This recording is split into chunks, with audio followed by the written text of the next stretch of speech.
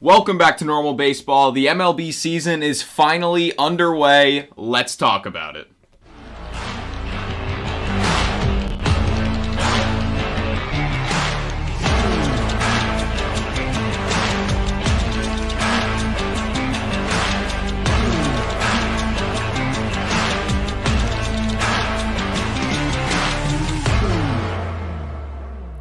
What's going on? Welcome back to Normal Baseball. I'm Alex Normal Dog. That's Lewis. And the 2023 MLB season is officially underway. This is the first recap episode of the 2023 season. What's going to be happening with these episodes for the entire season is we're just going to sit here, talk about some of the biggest headlines, some of the biggest things. We have a couple segments, some other fun segments. We're just going to be kind of talking about what happened this week in baseball or the last few days. We will be talking. I'm very excited, and we're just going to get right into it.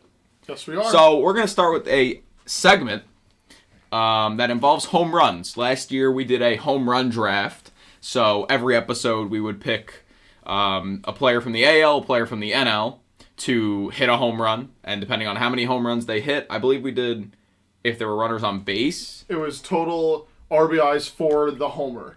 So a solo home run was 1 point, a 2-run homer was 2 points, and so on and so forth. Grand slam, 4 points. I'm feeling we change it, though.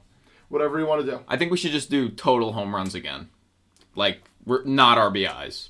Whatever you want to do. Each home run is 1 point. I think that's fair. I think that's more fair. Okay. Because they can't really control how many people are on base, you know?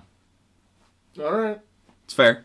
All right, let's do that for now. That could always be changed. That could change. But we are changing the segment name, and instead of the Homer Draft, we are calling this the Weekly Ding Dongs. The weekly ding dong. Obviously, ding dong, home run, weekly ding dongs. Yeah. The weekly fits, ding dongs. So these are our weekly ding dongs. Are we just gonna get right into the draft? Yeah, I don't see why not. I could tell you who hit the most home runs last week. Just like a little preface, you know. All right. So, last week, rather, since the 2023 season started, which was on Thursday of last week. Okay.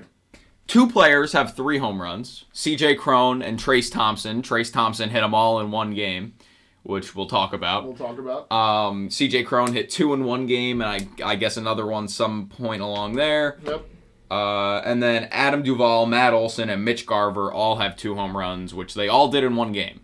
Yeah. All of them had 2 home run games. Really impressive. Really impressive. So, do you have a player you want to pick for your weekly ding dongs? I do. And I'm actually, it looks like I'm getting the first pick here. So yeah, go for it. I'll give it to you. My first pick, I'm going to go to the NL. I'm actually going to take one of the guys we talked about, Matt Olson. He looks really good swinging the bat. I believe right now he's batting .500, 4 hits. 2 homers, looks really good so far. The swing looks like a little bit more sped up than last year, especially for this point in the season. So I'm going to bank on him. Maybe I'll call it 2 more.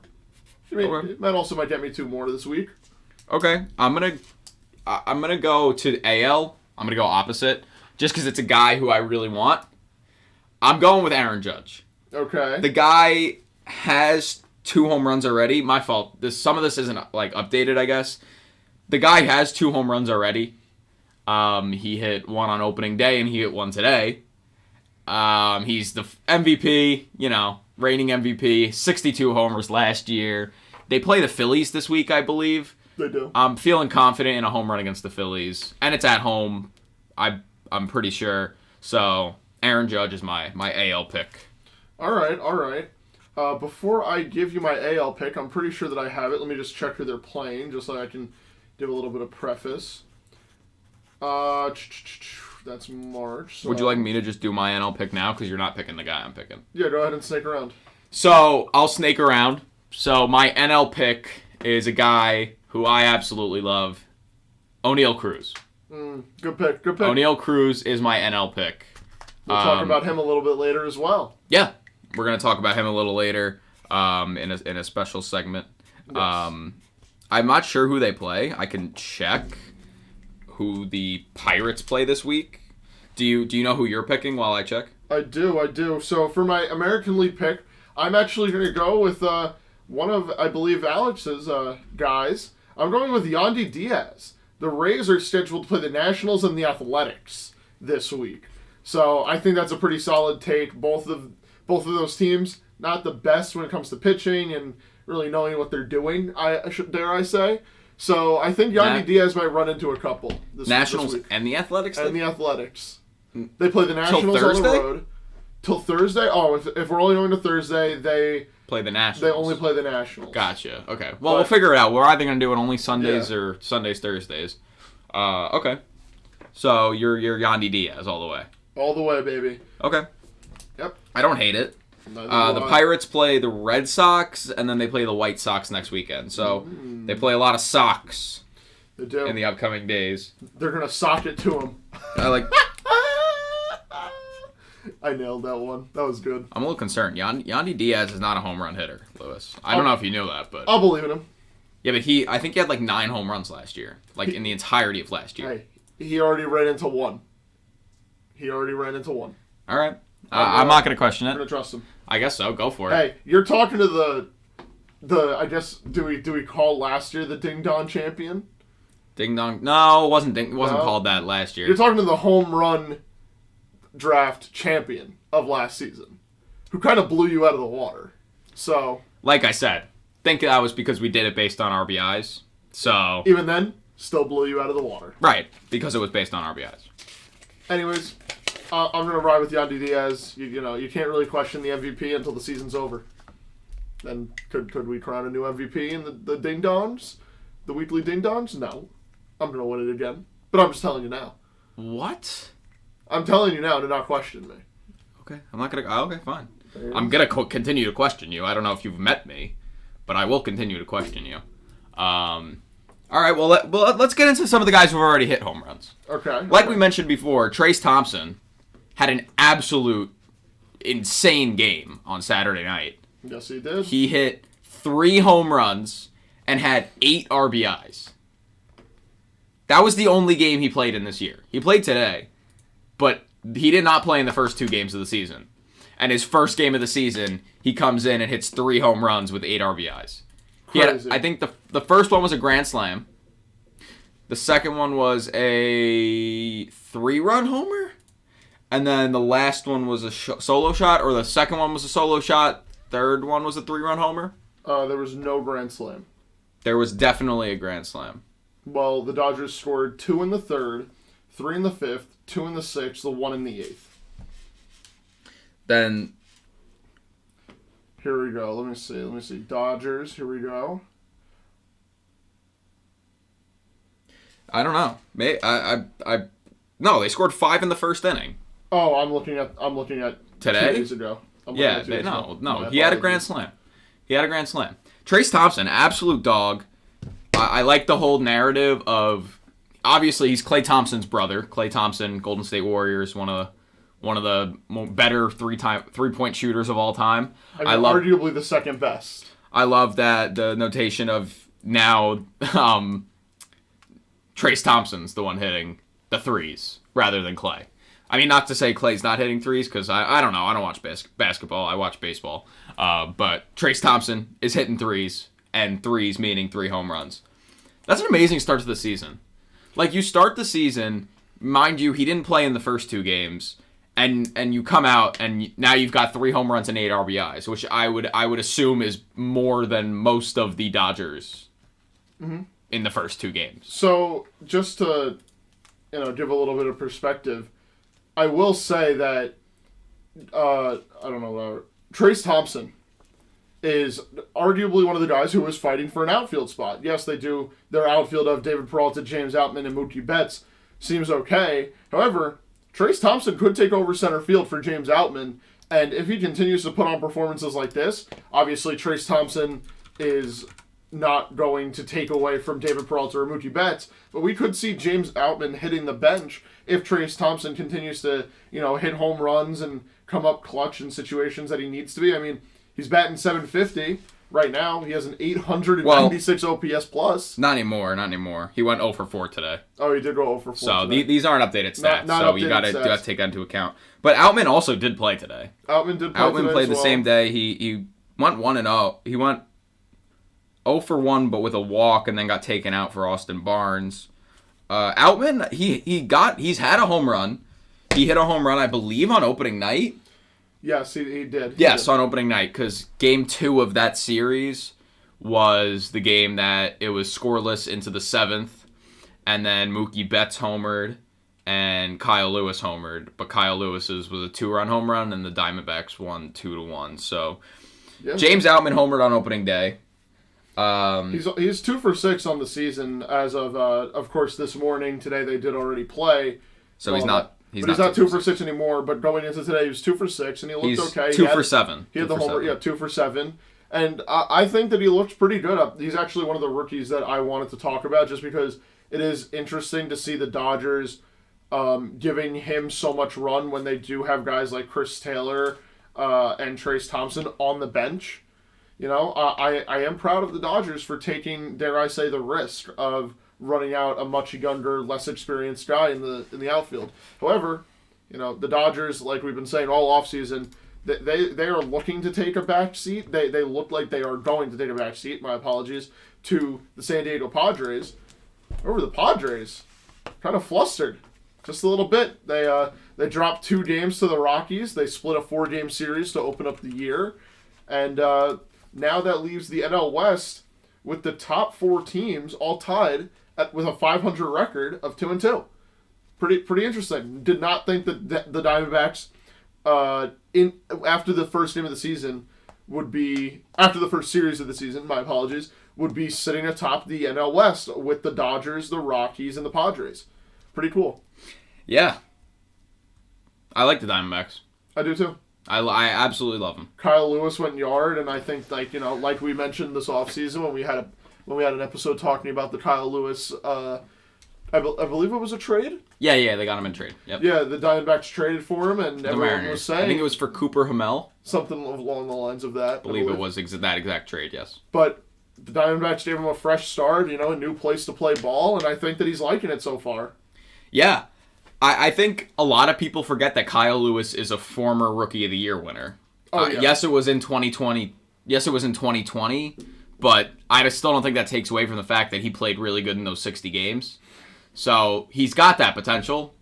Will he continue to be that good? We haven't seen him play too many games in the last couple seasons, but I'm hoping he can be a stud because too many people have forgotten about him. Oh, I feel like even the Mariners kind of gave up hope on him, which is why they wound up trading him. Well, as soon as they found out, they sort of saw how much of a stud Julio was going to be, they definitely threw him to the curb way too early. Yeah. Which is really upsetting because a guy like Kyle Lewis, we're watching it right now. Sure, it's early in the season, but we can say that he deserved just as much of a fair shot as anybody at a full season.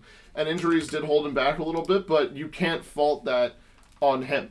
You know? Yep. You have to just know that that's the way of life. That's the way of baseball. Injuries happen.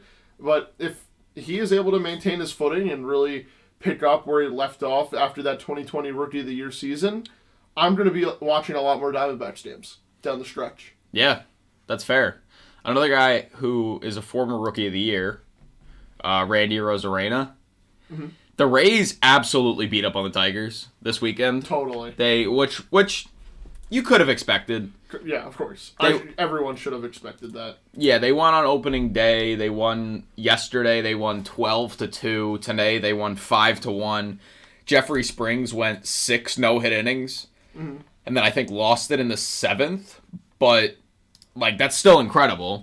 Randy Arozarena had a home run in this game, from my understanding.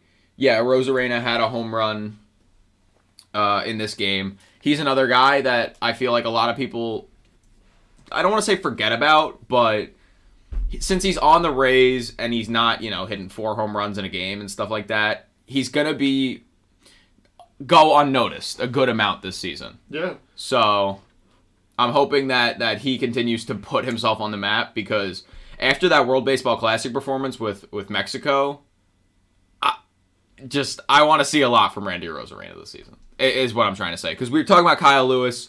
Randy Arozarena just popped into my head as another one of those guys who I really want to see big things from this season. Yeah, and just one more guy that I want to see big things from this season who's also in the Rays, Wander Franco.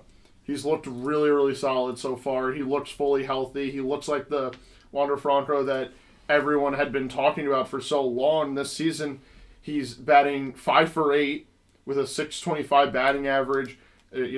All these numbers, like I said, they have changed a little bit. He does also have a homer, a ding-dong. I believe he didn't play today, so that number might actually be perfectly right. Yeah, and over the last 2 years, in 2021 he played 70 games. In 2022 he played 83.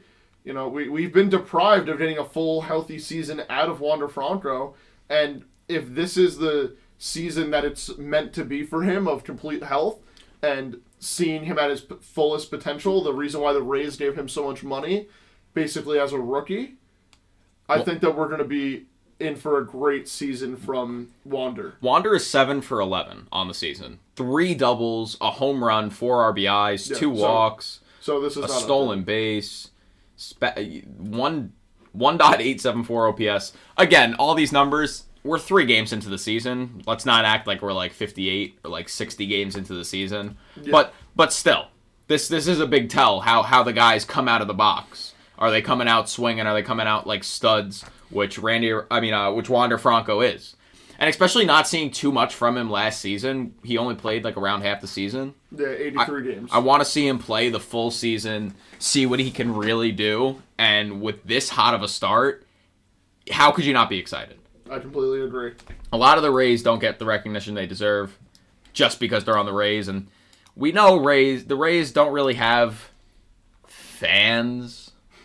Rays fans? They don't exist. Exactly. Rays fans, it's never been proven that they exist, so see what happens with that. Other rookies we can talk about rather than former rookies. Other rookies we could talk about.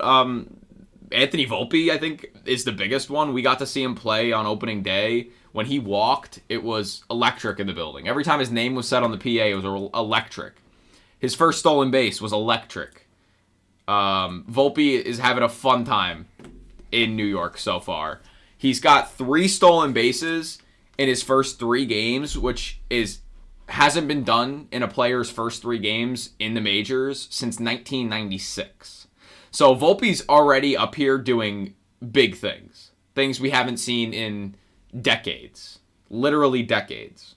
Yeah, I'm really excited for Volpe. He's got his first hits out of the way, MLB hits. I believe he only has singles right now. He doesn't have any extra base hits, but that's fine. You got to start somewhere. Of course. His approach at the plate is great, and you can just tell he's happy to be there, which is the biggest thing when it comes to these rookies. You don't want these rookies who, even if they do struggle a little bit, which Volpe's not, I wouldn't say necessarily struggling, but when you have these guys, their main focus can't be to, I'm going to go up there and hit a home run every at bat. They have to also, be appreciative that they're in the show, and I think Volpe really does personify the personality of enjoying being where he is and kind of respecting how he's gotten there.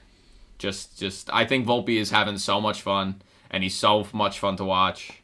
Is he the future of Yankees baseball at shortstop? Just based on these first 3 games. As the Yankee fan in me wants to say yes.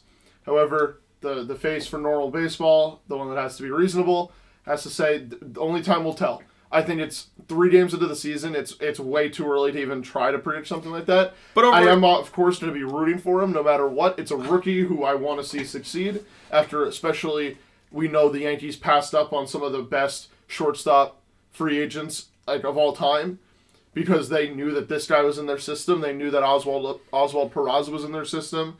So I'm hoping that he really succeeds, because it will just show the world that you don't need to spend $300 million to get a good premium position player. You know, all it takes is the right draft knowledge and the right tools in the minor leagues, and hopefully that will make other clubs spend more money on their minor leagues to develop talent in ways like the Yankees, the Dodgers, the Rays can do it. And it's fair. Like how the Cardinals do it, which they developed Jordan Walker. And Jordan Walker, in his first 3 games, he's batting .333. He has a stolen base, also a hit by pitch. He also got his first hit out of the way. He also has a double. He's looked good so far. I'm excited to see him play. Hopefully he gets everyday starts. I'm not sure where they're starting him every day as of right now, which I can go ahead and look.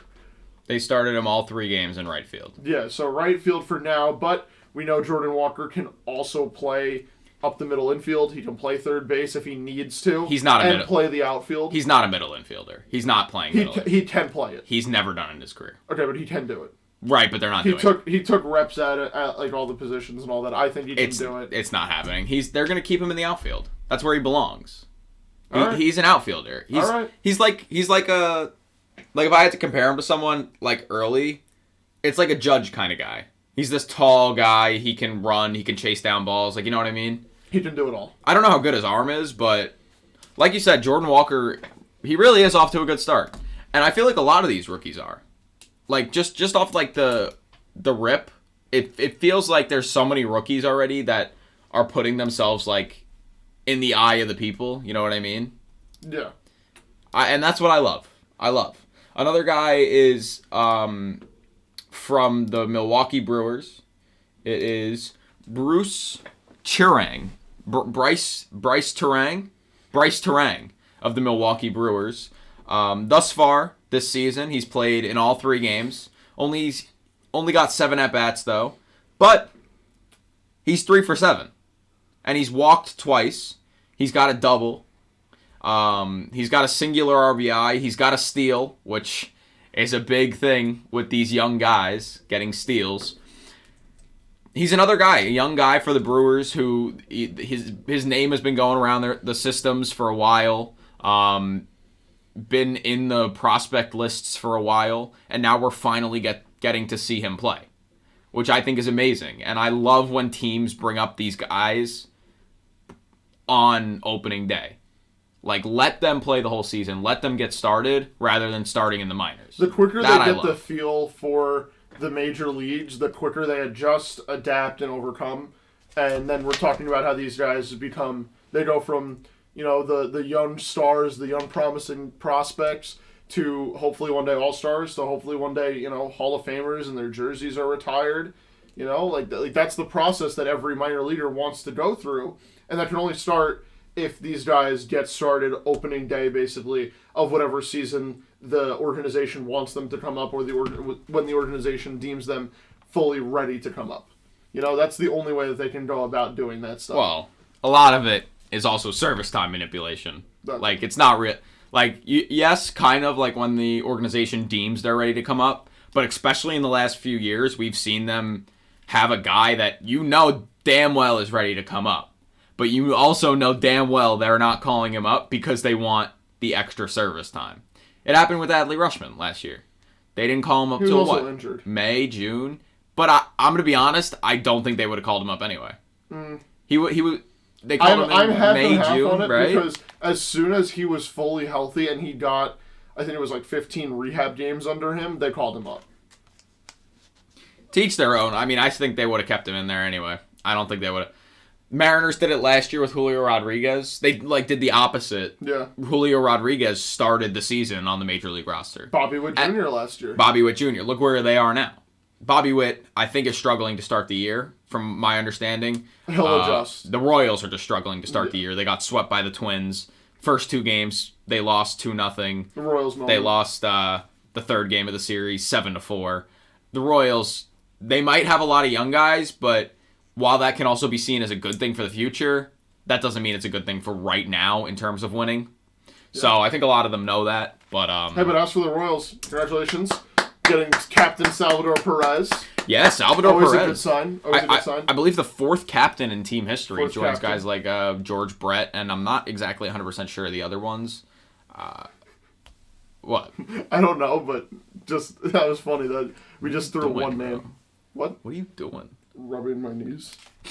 He's so random. Shall I look up the other Royals captains? Go ahead. Royals. One of them's got to be George Brett. I'm like certain that one was George Brett. We have Salvador Perez, of course. The other one probably the 2015 World Series championship trophy, and then before that, Brett Saberhagen, maybe? What are you talking about? George Brett, Frank White, and Mike Sweeney as the other Sweeney. team captains of club history. Well, either way, Salvador Perez, congratulations. What I did notice is they put a C on his jersey. Pretty cool. When they presented it to him, it had a C on it. I'm not sure if he's exactly wearing that in games because I haven't really watched so much of the Royals in these first 3 games. I have not watched more than one pitch of a Royals game. Exactly. And that one pitch wasn't a Aroldis Chapman 103-mile-an-hour fastball. There you go. Which came out of nowhere. But they put the C on his jersey, which is cool because the Yankees aren't doing that for Judge. But not like the Yankees have ever done that for Judge, like any captain. So yeah, I would have hated if they started doing that now. I don't like the C on the jersey. That feels like a hockey thing. I'm indifferent about it. And in hockey, being a captain I don't think means as much as it does in baseball. You see a lot more captains in hockey than you do in baseball. Yes, but I don't know. I think for a team, I think it makes the most sense for a catcher to have it. Maybe. Because it's dual use. Catcher. Yeah, catcher. It's dual use. Catcher captain. So just in case he ever forgets where he's playing, that he knows, just look down at the jersey. I mean, we're talking about all these rookies that have been succeeding and doing really well. One guy, if we want to flip the coin and go to the other side, who is not off to a hot start, has only played in one game, Shintaro Fujinami.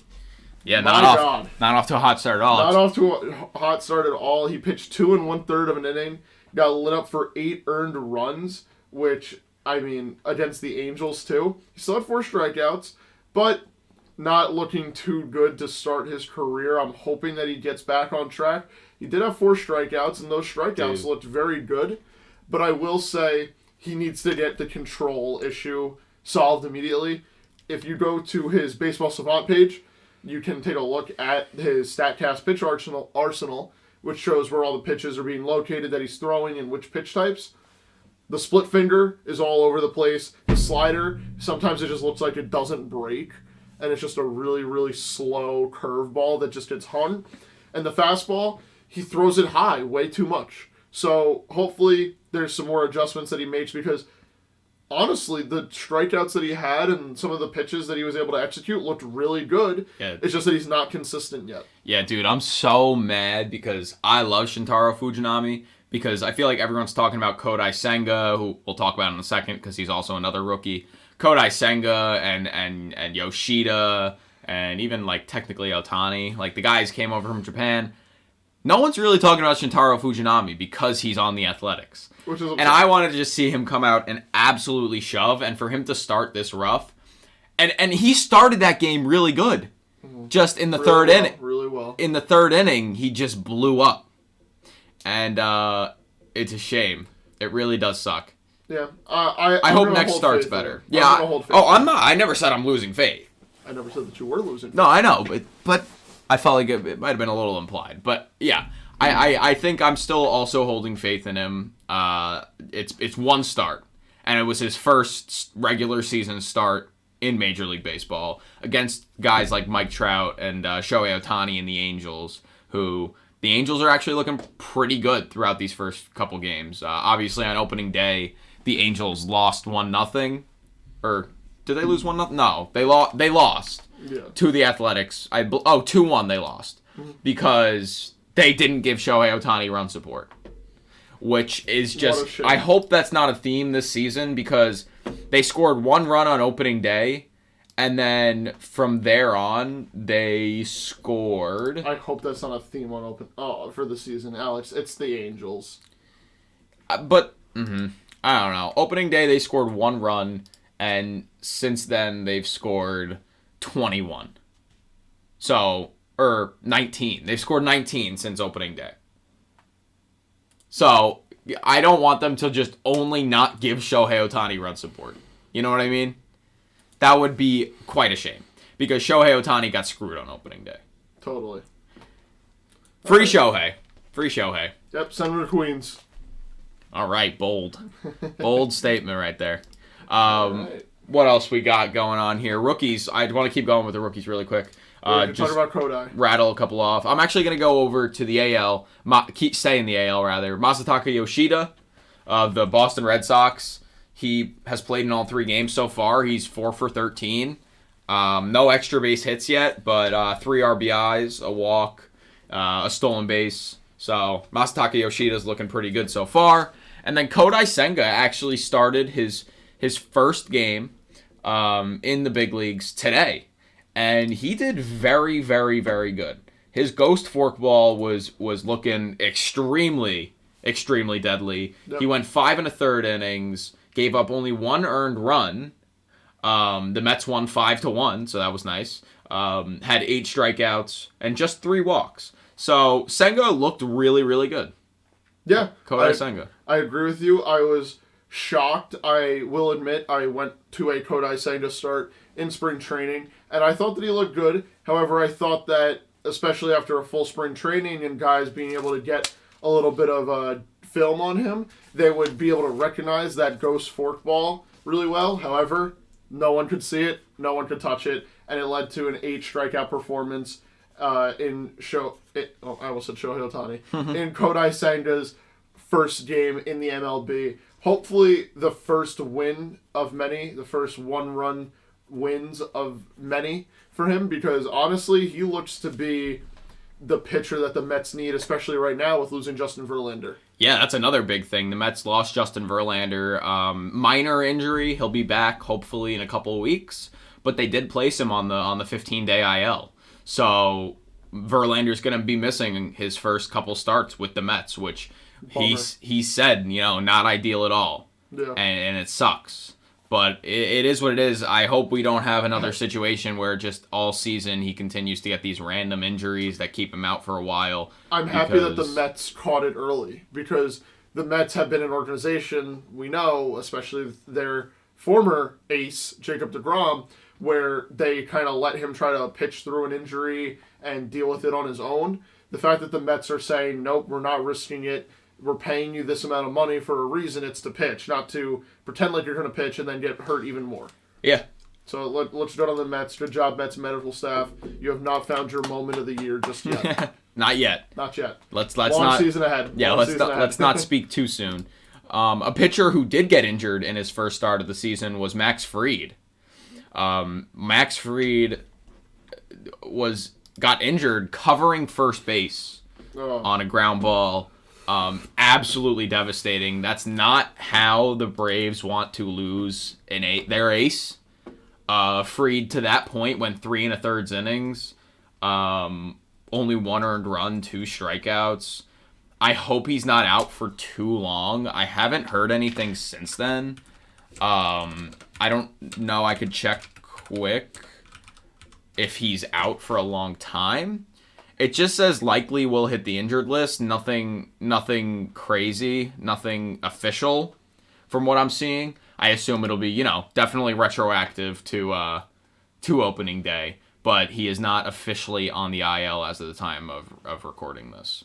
So I hope we don't see a lot of star players get injured this season. Rather, I hope we don't see a lot of players get injured. Another guy I was worried about was Byron Buxton. He's fine so far. Thank God. They've been wrapping him in bubble wrap. I'm a little shocked, if I'm being honest. Not to say that we're rooting for him to be injured, of course. We're definitely not rooting for that. No, I'm just shocked. But Buxton does have the track record of somehow figuring out a way to get injured very, very early into what feels like every season, especially since, 2019, where the MLB has pushed him into this role of, if he stays healthy, he'll win an MVP type of thing. And ever since he's had all eyes on him, he's yet to put together a full season, basically. Okay, yeah. No. I mean, since 2017, basically, was the last time he had a full season. That was the only season where he also played over 100 games. So, yeah, we'll see what he can do. Please, Byron Buxton, in your age 29 season, give us 155 games? Is that fair? No, that's not fair. A few rest days? 130. I'll take 120 even. After the last couple seasons, I think it's okay saying a little bit less as long as it's How about 145? That would be his career high in games played. It's a lot. I'll take it. I would take it, though. I would take Buxton it as well. So far, 462. He's got a triple and a double. He's been hitting the ball. He's been doing what he does. He has been putting that piece of wood onto that leather ball thing and doing it pretty well. I would like to open up a new segment, a very important segment to me in my heart, This is a segment where I'll be talking about my favorite player of all time. The one and only, best player in baseball, Oneil Cruz. Welcome to How Did Oneil Cruz Do This Week? Oneil Cruz, this week, played in all 3 games. Okay. He went 4 for 10. Nice. With a home run, 3 RBIs, 2 walks, and he's Oneil Cruz. He's Oneil Cruz. I absolutely love Oneil Cruz. I will be keeping everyone who listens to this podcast updated on how Oneil Cruz is doing all season, because it's very important to MLB as a whole. And Oneil Cruz, last week, batted .400 with a home run and 3 RBIs. I think that's very important. Now, Oneil Cruz. The Pirates might have gone 1-2, but the Pirates are 1-0 in 2023 in games that Oneil Cruz has homered. So, I like that. I like that storyline. I like that narrative. It's going to continue. We got to push that. It's going to continue. So now the big question story in is, baseball. how much of a believer are you in Oneil Cruz? Biggest believer there is. If when the season ends, will Oneil Cruz have a higher or lower batting average than what he does right now? Higher. I like it. He's going to have a 600 batting average. 600 batting average. It's not, maybe even over, maybe 800. Oh my God. Oneil Cruz is just, he's the best player on the planet when it comes to the end of the day statements. When it comes to the best players named Oneil Cruz, he certainly is the best player named Oneil Cruz on the planet. He's the best player with a name on the planet. Yep. You heard me say it. And I'll stick to that. Like blue, I know. Oneil! All right. Oneil Cruz, everybody. Sorry. And just another thing, if we're just going to talk about individual players, Jake Cronenworth got a little bit of an extension, 7 years, $80 million, round of applause. Big for him. Still until his age 36 season. Congratulations to Jake Cronenworth. Love that for the Padres. Right. What's next on our hit list? Yeah, I want to talk about the rule changes real quick. Okay. Specifically one specifically. I think the biggest rule change in MLB this season was making the bases bigger. The bases went from 15 to 18 inches, and these stolen bases numbers through these first 3 games of the season throughout the league are incredible. So, on opening day, first of all, there were 21 stolen bases throughout the league. In 2022, there were 5. 4 players were caught stealing on opening day in 2022. 2 were caught stealing on opening day in 2023. 21 stolen bases throughout the league is the most on opening day since 1907. Yeah. 1907. The Orioles went 10 for 10 on stolen bases in their first 2 games. They stole 5 bases in each of the first 2 games of the season, which is the first time that's happened in MLB history. Not to mention, up to this point, 3 games into the season, or 4 days into the season, some teams are 4 games in, 70 stolen bases throughout the league. At this time last year, 4 days into the season, there were 22 stolen bases throughout baseball. So that is an increase of, quick turkey math here, 48 steals. 48 more steals this many days this year as opposed to last year. That is just incredible. I think this is going to be the biggest rule change that people are going to underrate the entire season. I don't know if it'll be underrated the entire season, but up until a certain point, people are going to not realize it until it becomes unbearable with the amount of steals we are seeing in this game. And I think that is amazing. I think steals are one of the most exciting part of this game. And I think in the last couple of years especially, we've been losing that aspect of the game more and more. We've seen less and less people stealing. And while, yes, 3 inches might not seem like a lot to add to the base, 3 inches made a world of a difference because we've already seen it take effect and just how much it is affecting the game of baseball. So I think the base changes going from 15 to 18 inches was truly the best change MLB made this season so far. Yeah, for sure. And do you know who actually leads the MLB in steals right now? How many steals do they have? 4. Then no, I don't know. I know Volpe and Cedric Mullins have 3. Jorge Mateo. Jorge Mateo. I think I did know that. Yeah, I think I did know that. Yeah, I saw after that. I told you the name, I would hope that No, you but now that you say it, I remember reading it earlier today. Jorge Mateo is 4, and 4 through 3 games of the season is absolutely amazing. I hope that we get to see the true art of the base steal come back. Guys are just with running. The two pickoff limit, the pitch clock. Well, that's the and biggest bigger thing. Bases, like it all adds into the fact that it's going to help the offense be more productive without a bat in their hands. And that, I think, is the part of baseball that we were missing the most, and it's the part that I'm most excited to have back now. Yeah, we saw that the first steal of the season was Ronald Acuna Jr., and he stole second after Patrick Corbin threw over twice already. So Acuna knew that Corbin didn't want to throw over a third time, so he can get that more comfortable of a lead. Yep. And that's what a lot of players have done throughout this opening weekend. And I think that is one of the craziest changes, the whole base stealing and promoting base stealing, getting more action in these games. It's really worked so far, and I think it'll continue to work throughout this season. For sure, and I'm looking forward to seeing how it progresses. Yeah. Bigger bases. That's like the biggest thing I want to talk about because I'm just amazed on how much it's working and how big it's become. Yep. Not how big the bases have become, but how big stealing has become just in these first 3 games. Even in spring training, it was a big thing. But now we're seeing it come over to the regular season, so I just love it.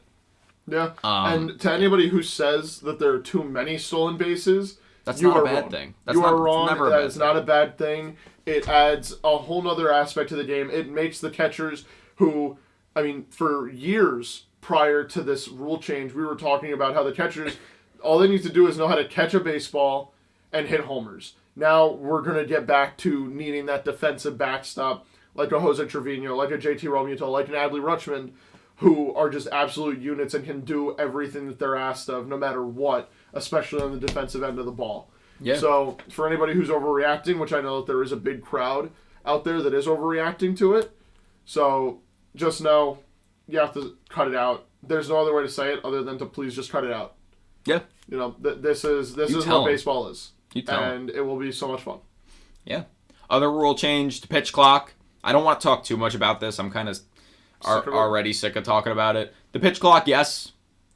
The lengths of these games have been significantly shorter than last season. Mm-hmm. The average length of the games up to this point is 2 hours and 38 minutes, and last season it was 3 hours and 3 minutes or somewhere around there.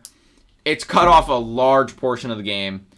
I like the pitch clock. There's a lot of debate to be done, which we could literally do it every single episode, but we're not going to do that. We're just going to tell you that the pitch clock has been making the game shorter.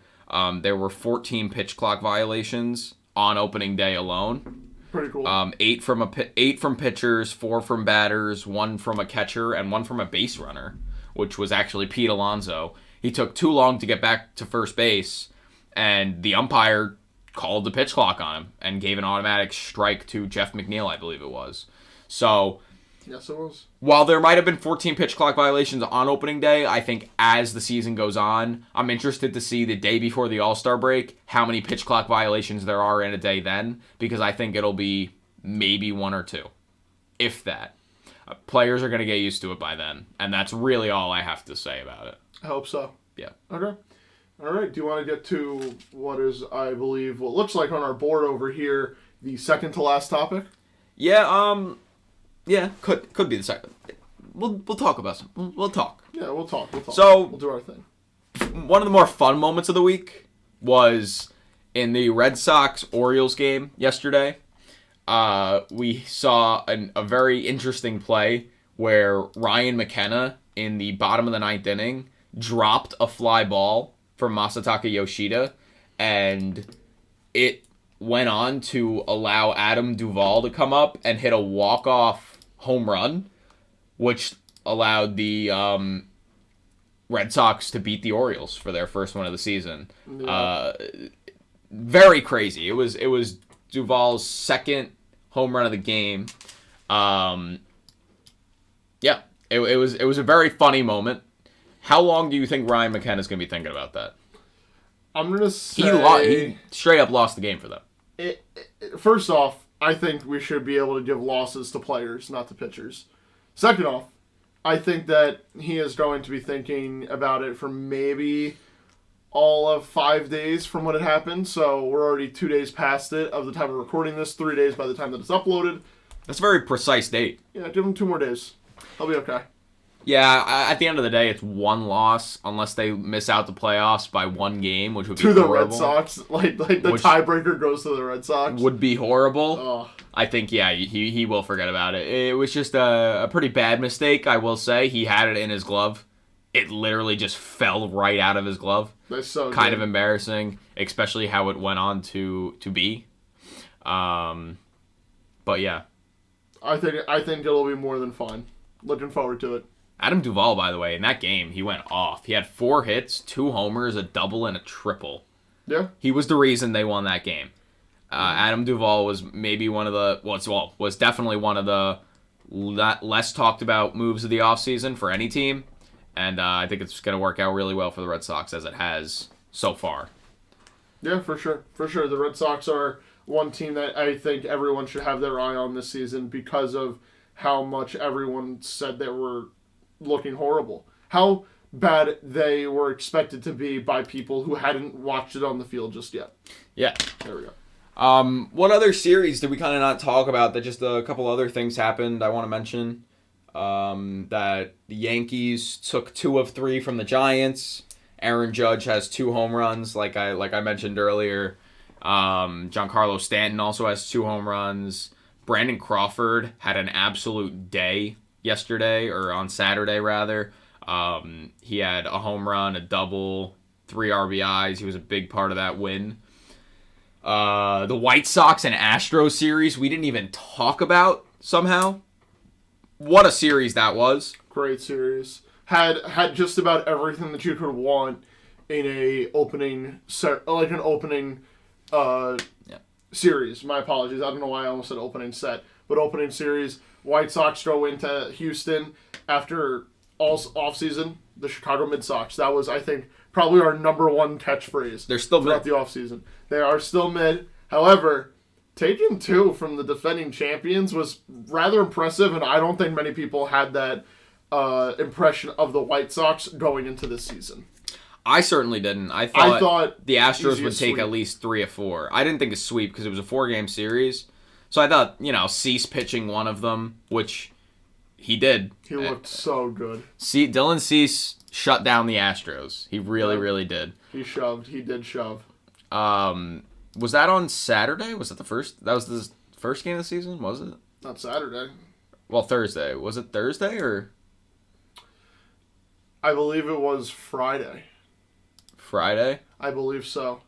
So then who started the season for the... No. Maybe it was Thursday, though. Yeah, it was. It was opening day. Cease went wow. 6 1/3 innings, 1 earned run, 2 hits, 10 strikeouts against the team that just won the World Series. So the White Sox got some good arms throughout their entire team, Which we've always known. And they still have the bats. I mean, they have Luis Robert, they have Eloy Jimenez, they have Yohan Moncada, who is going to be normal this year. So don't worry. Yohan Moncada, they have guys. They have guys in their lineup, and when their pitching is good, their lineup is going to score runs. Yeah. So they won 2 against the Astros, and I think that's pretty much most of what you can ask for coming from the first series of the year playing the defending champions. Yeah, I also want to mention that Jacob deGrom had a horrible first start with the Rangers. The Rangers won the game. The Rangers are 3-0. They are one of the 3 undefeated teams left. The Rangers, Rays, and Twins are the only 3 undefeated teams. Rangers 3-0 for the first time since 2011. But deGrom in his first start with the Rangers wasn't looking too sharp.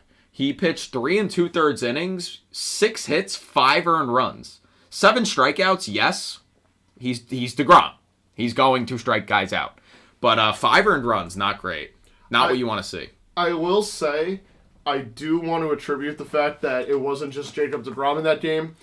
Aaron Nola also did not make it to the 4th inning of that same game. I think the bats were just hot rolling into the season. Yeah, but I think still. the bats were just hot. Because that is so un-DeGrom-like. And I truly believe in DeGrom more too much to say that he didn't that he will continue to go in that trajectory. I genuinely think that it's just bats were too hot and guys were seeing the ball well. I don't think that's a common thing that will happen this season to Jacob deGrom and the Texas Rangers. Okay. That's fair. I mean, I think it is a little worrisome for the Rangers fans. You're like, oh, well, this is our ace now, and he's given up 5 runs on opening day. I get you could say the bats were hot, but it's Jacob deGrom at the end of the day, and I don't know how much of an excuse that really is. I mean, it's not like Garrett Cole gave up 4 runs on opening day in the Bronx. He didn't. He gave up no runs and struck out 11 batters. I think deGrom could have very well done that exact same thing against the Phillies. Yeah. So, I don't know. I think it is a little worrisome, but at the end of the day, it is what it is. Do we want to move on to our last segment? We're going to end out these episodes with our Players of the Week, which we're going to figure out another name for it, but for now we're calling them just the Players of the Week. Simple as is. Do we want to make this a combined thing? Well, how about we swap? So this week you can do the AL, I'll do the NL. And then we'll switch. I'll do the AL, you do the NL. Okay, go for it. So I'll do the NL this week. Okay, you do the NL this week. All right. I'll take the NL. All right. So do you want to give us your AL hitter of the week? As for the AL hitter of the week, I think it's pretty hard to deny Adam Duvall of the Boston Red Sox came in, like Alex mentioned, at a 2-homer game, a walk-off, and has looked really, really solid at the plate. He looks like that Adam Duvall that won a World Series with the Atlanta Braves only 2 short seasons ago. I think Adam Duvall is deserving of the AL Player of the Week or Hitter of the Week. I think we should do Player. Right? Player? Yeah. We could say Player. Yeah. Yeah, Player. Because we're also doing a pitcher. But we are. Oh, shit. Player and pitcher we could do. Okay. Player and pitcher. So I'll do my NL hitter then. My NL Player of the Week. Okay. My NL Player of the Week was none other than CJ Cron. He went 7 for 15, so he 467 batting average. He had 3 home runs, 2 of which coming on opening day. He has 2 doubles, so that's a total of 5 extra base hits out of his 7 total hits so far this season. He's got 7 RBIs, not to mention 2 walks as well. Mm-hmm. CJ Cron was a big reason that the Rockies won 2 games against the Padres. Right. I like that. So should I do my pitcher of the week now for the American League? Yeah, go for it. Pitcher of the week. All right, so for my pitcher of the week, we already mentioned Dylan Cease. So I'm going to go a little bit off the beaten path here, but still I think a guy who's just as deserving of it. I am going with Luis Castillo. Opening day starter for the Seattle Mariners. Went 6 one-hit innings of baseball where he looked absolutely great. 6 strikeouts over 6 innings with only allowing 1 hit, facing 19 batters. Solid, exactly what the Mariners traded for last season. Looking forward to a full season of him. As for this opening week, I think he earns my AL starter of the week, AL pitcher of the week, my apologies. Okay, I like it. I think should also be mentioned is Shohei Ohtani, Garrett Cole, another guy that we can mention in that same conversation. Shohei Ohtani, like we said earlier, went 6 innings, struck out 10 batters, only 2 hits, and still somehow the Angels lost that game. At least Ohtani wasn't credited with the loss or anything. God. But, yes. Yep. My NL pitcher of the week, I think I'm going to have to give it to. It's tough, but I'm going with Dustin May. Dustin May, this was his first start since coming off injury last season. If I'm right, yeah, he only started 6 games last season. Dustin May coming off an injury, he's back. He went 7 innings of 3-hit baseball, no runs, only 1 walk, and 4 strikeouts. Which, yes, I know the strikeouts are on the lower end, but I still think 7 innings pitched, no earned runs, just 3 hits. I think that's extremely valuable. Going 7 innings is something that's very fabled in baseball nowadays. The fact that Dustin May did it on his first start, give it to me all season, dude. I love when starters go that 7-8 innings and then just hand the ball to the pen for a couple innings. Compared to, We see teams do it all the time. They have their starter go 4 innings, 5 innings, and then it's like they play the matchups with the bullpen. That's boring. Yeah. Give me a starter that goes through 3 times or more in the lineup. Yeah, two guys I wanted to mention that were like in my running almost, but I just didn't decide to go with was Graham Ashcraft of the Cincinnati Reds. Also went 7 innings, just 1 earned run, 4 hits, 6 strikeouts against the Pirates. And Seth Lugo, who we know him as a reliever, but he went 7 innings of 1-run baseball. Only run given up was a solo home run. 4 hits, 7 strikeouts. So Seth Lugo making the transition to being a starter. Look good. Looking very good so far. So I'd like to just give a round of applause to Seth Lugo. So yeah, those are our players of the week. And will that do it for our first episode of the regular season? Obviously, only since Thursday, so this was only Thursday, Friday, Saturday, Sunday. Only 3 total games, 4 for some teams. Mm-hmm. First of many this season. We are very excited. If you're still watching, we hope you enjoyed. Make sure to like, comment, subscribe for more. We love you guys. Share with your friends if you enjoyed, and comment what your thoughts were on the first parts of the season and then the first series of the year, and how excited you are. We thank you guys for listening, and we will see you guys in the next one. Peace.